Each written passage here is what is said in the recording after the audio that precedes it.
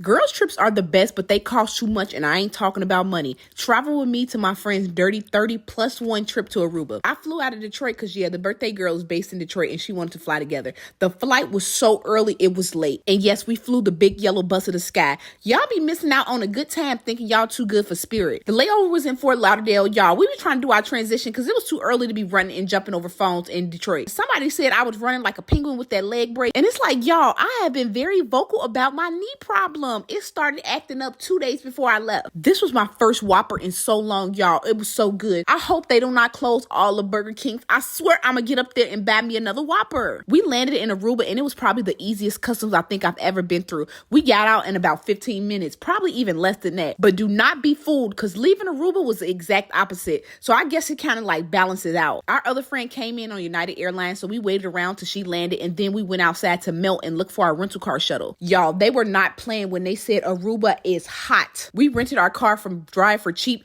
Shout out to my friend for taking a risk and booking with them, because I would have thought they was some car crackers. But in the end, they ended up being nice, so do not judge a book by its cover. But they make sure ain't no scratches getting on their car. So be safe. We got to the hotel because we booked a food tour excursion for the first day. And I know that sounds crazy, but we was like, we gotta have dinner anyway. Might as well make it into an activity. The room was amazing. I'll make a separate video about the room and where I stayed. But we did stay at the Renaissance Wind Creek. It's a Marriott hotel, and we stayed on the family side because it was 3 of us, and the family side had suites. We got the ocean view suite, and we were on the 4th floor, and the view was nothing short of amazing. I wanted to do a compilation of our outfits each day, and this was day 1 or day 0. I don't know. We was cute. Shout out to TikTok for the dress. TikTok dresses be hitting, y'all. Y'all got to get y'all some. Okay, y'all. I don't know where my friend found this tour at, but y'all, this was probably one of the most boring tours I've ever been on. Now, if you got this far in the video, you saw all the things I did before I got here. So imagine doing all of that traveling just to come on a tour with a very boring guide in like 85-degree weather. We walked in the Aruban heat for 30 minutes, mind you, with a very boring guide before the first food stop.